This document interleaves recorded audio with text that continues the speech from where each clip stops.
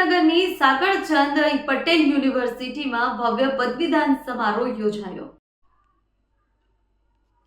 વિસનગર સ્થિત સાગરચંદ પટેલ યુનિવર્સિટીનો 8મો પદવીદાન સમારોહ આજે ભવ્ય અને ઉત્સાહભર્યા માહોલમાં યોજાયો। પદવીદાન સમારોહમાં મુખ્યમંત્રી ભૂપેન્દ્ર પટેલના હસ્તે કુલ 2213 વિદ્યાર્થીઓને પદવી એનાયત કરવામાં આવી। समारोह दरमियान 35 विद्यार्थियों ने गोल्ड मेडल, 41 ने स्कॉलर्स PhD ની પદવી એનાયત કરવામાં આવી। આ અવસરે મુખ્યમંત્રી ભૂપેન્દ્ર પટેલે વિદ્યાર્થીઓને પ્રેરક સંબોધન આપતા જણાવ્યું કે પદવી માત્ર પ્રમાણપત્ર નથી પરંતુ સમાજ પ્રત્યે જવાબદારીનું પ્રતીક। સાથે જ તેમણે યુવાનોને જોબ સિકર નહીં જોબ ક્રિએટર બનવા આહવાન કર્યું। મુખ્યમંત્રીએ જણાવ્યું કે આજનો યુગ જ્ઞાન, ટેકનોલોજી અને ઇનોવેશનનો યુગ છે અને નવી રાષ્ટ્રીય શિક્ષણ નીતિ દ્વારા યુવાનોને વૈશ્વિક સ્તરે સજ્જ બનાવવાનો પ્રયાસ થઈ રહ્યો છે। સાથે જ મુખ્યમંત્રીના હસ્તે 1.5 મેગાવોટ ક્ષમતાના સોલાર રૂફટોપ પ્લાન્ટનું લોકાર્પણ અને 25 કરોડના ખર્ચે નિર્માણ પામનાર આધુનિક SPU સ્પોર્ટ એરેનાનું ભૂમિપૂજન પણ કરવામાં આવ્યું। કાર્યક્રમમાં ઉર્જા મંત્રી ઋષિકેશ પટેલ, યુનિવર્સિટીના પ્રમુખ પ્રકાશ પટેલ, L&T ગ્રીનટેકના CEO ડેરેક M શાહ સહિત અનેક મહાનુભાવો હાજર રહ્યા હતા।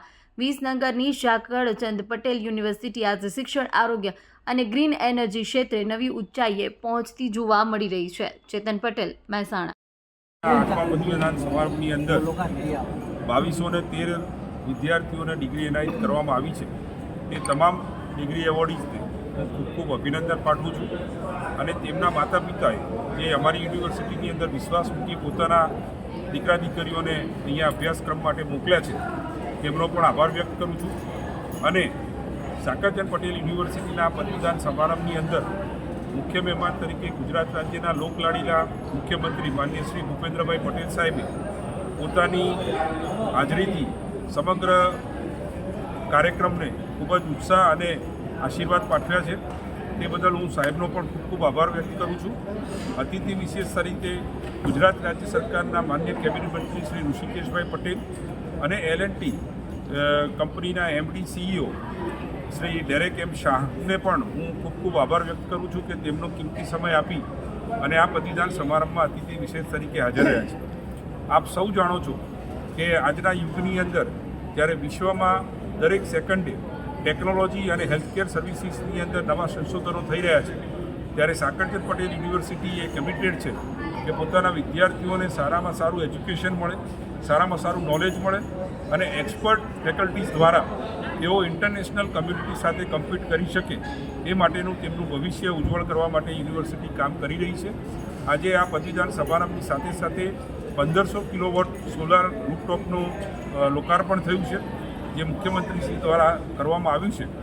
આ એ ગુજરાતની સૌથી મોટી કેપેસિટીનું રૂફટોપ સોલાર પ્રોજેક્ટ એ આપણી યુનિવર્સિટીમાં કાર્યવાહી થવાથી લગભગ 1.5 કરોડ રૂપિયાનું એનર્જી સેવિંગ થશે અને એના કારણે ગ્રીન કેમ્પસ તરીકે પણ યુનિવર્સિટી આગળ વધી શકશે। સાથે સાથે 25 કરોડ રૂપિયાના ખર્ચે ઇન્ટરનેશનલ લેવલનું સ્પોર્ટ્સ કોમ્પ્લેક્સનું પણ ખાતમુહૂર્ત માનનીય મુખ્યમંત્રીશ્રી દ્વારા કરવામાં આવ્યું છે।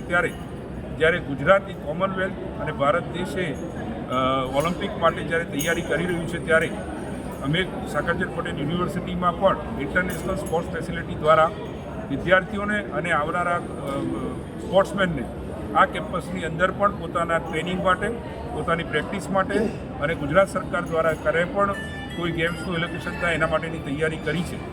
એ સાગરચંદ પટેલ યુનિવર્સિટીનું કમિટમેન્ટ છે। હેલ્થકેરની અંદર પણ આજે ગુજરાત સરકારની PPP મોડલની સૌપ્રથમ મેડિકલ કોલેજ કે જે ગ્રીનફિલ્ડ પ્રોજેક્ટ અંતર્ગત શરૂ થઈ હતી તેના પ્રથમ બેચના વિદ્યાર્થીઓ પણ આજે પદવીદાન સમારંભની અંદર પદવી ગ્રહણ કરેલી છે।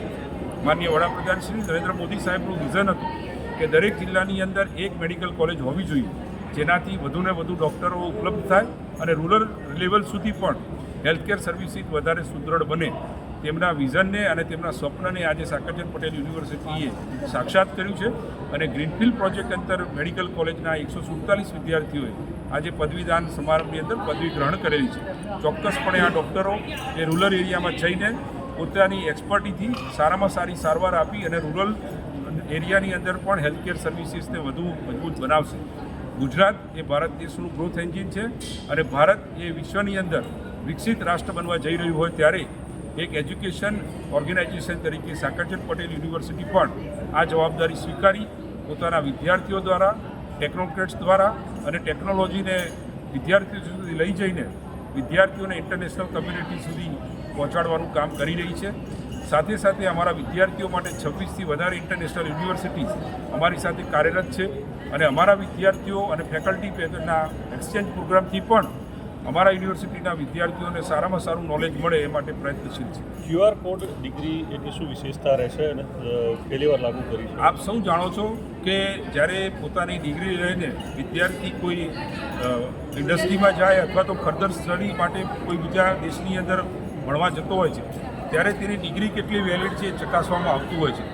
આ બ્લોકચેન દ્વારા ટેકનોલોજીથી આપણી ડિગ્રી અત્યારે જ્યારે અમે એનાયત કરી છે ત્યારે એ જ સમયે ઓનલાઈન તેમને ટેકનોલોજી દ્વારા જે ડિગ્રી ઉપલબ્ધ થઈ છે એ QR કોડથી ડિગ્રી જ્યારે પણ વિદ્યાર્થીની ચેક કરવામાં આવે ત્યારે એની ઓથેન્ટિસિટી 100% હોય છે અને એના માટે ફર્ધર વેરિફિકેશનની જરૂર નથી. આ બ્લોકચેન ટેકનોલોજીથી અમે આ વર્ષે અમારા વિદ્યાર્થીઓને પોતાની ડિગ્રી એનાયત કરેલી છે. ओके रोल सर, क्या कहेंगे इस अवसर को आज अवसर के? तो ये अवसर तो बहुत ही हमारे लिए गर्व का मौका है. नॉट ओनली हमारे लिए राज्य के लिए, गुजरात राज्य के लिए, हमारे देश के लिए कि एक ऐसी यूनिवर्सिटी जो सरदार वल्लभ पटेल यूनिवर्सिटी इतनी बड़ी संख्या में स्टूडेंट्स को एडुकेट करते हैं और ऐसे अच्छे अच्छे स्टूडेंट्स को ग्रेजुएट बनते हैं, पोस्ट ग्रेजुएट बनते हैं. ये बहुत ही बड़ा एक गर्वशील मैटर है हमारे लिए और हम उसमें भागीदार थे. बहुत ही अच्छा लगा. हमारे राज्य के मुख्यमंत्री साहब भी थे, उन्होंने इस इवेंट को इतना इम्पोर्टेंस दिया है कि उन स्टूडेंट के बीच में आकर उनको प्रोत्साहित किया है, उनको इनकरेज किया है. उनके यहाँ के टीचर्स, फैकल्टी को बहुत इनकरेज किए हैं कि आप लोग बहुत बड़ा काम करें. पेरेंट्स जो उनके माता पिता हैं उनको भी बहुत बताया गया कि आप लोग अपने बच्चे को इतना अच्छा एजुकेशन दिए हैं. तो ये मेरे लिए तो लगता है ये एक बहुत ही इम्पॉर्टेंट डे है इस यूनिवर्सिटी के लिए. और आप देखेंगे ये यूनिवर्सिटी का जो नींव है वो सोसाइटी को वापस देने के लिए है. ये 1942 से जो ये यूनिवर्सिटी की जो स्थापना, जो फाउंडेशन डाली गई थी 2016 में जब इसको यूनिवर्सिटी बनाया गया, ये यूनिवर्सिटी एक एग्जाम्पल है कि कैसे एक यूनिवर्सिटी, एक ग्रुप, एक सोसाइटी के लिए रिफॉर्म ला सकती है. सोसाइटी को में स्टूडेंट्स, फैकल्टी कंप्लीटली पूरा सोसाइटी को चेंज करने के लिए बहुत बड़ा है. मेरे लिए तो लगता है ये बहुत ही, मैं खुद आया हूँ एज अ गेस्ट बनकर, मैं स्पीकर बनकर, लेकिन मैं बहुत कुछ सीख कर जा रहा हूँ कि यहाँ पर कैसे करते हैं, यहाँ चेंज ला सकते. आपका सुझाव विद्यार्थियों के लिए क्या रहेगा? फ्यूचर में कौन सा फील्ड बहुत अच्छा रहेगा अभी टेक्नोलॉजी पे? देखिए, फील्ड से ज़्यादा जो मैंने शायद अपने स्पीच में भी कहा, आज दुनिया में बहुत टर्मोइल है. मतलब बहुत से चीज़ें बदल रही हैं, लोगों का सोच बदल रहा है, देश की सोच बदल रही है और टेक्नोलॉजी बराबर चेंज आ रहे हैं. तो स्टूडेंट जो आज यहाँ से यूनिवर्सिटी से जो पढ़ के निकल रहे हैं, वो दुनिया में जो बाहर निकल रहे हैं, कल उनको एक जॉब करना है, कल उन्हें सोसाइटी में, कंट्री के लिए काम करना है, उनको अपने परिवार को बढ़ाना है. तो ये तो सिर्फ हमें, जैसे हमने कहा, ये यूनिवर्सिटी को सिर्फ एक एजुकेशन की तरह नहीं देखना है कि आपने क्या पढ़ा, क्या कोर्स किया, इंजीनियरिंग किया कि मेडिकल किया.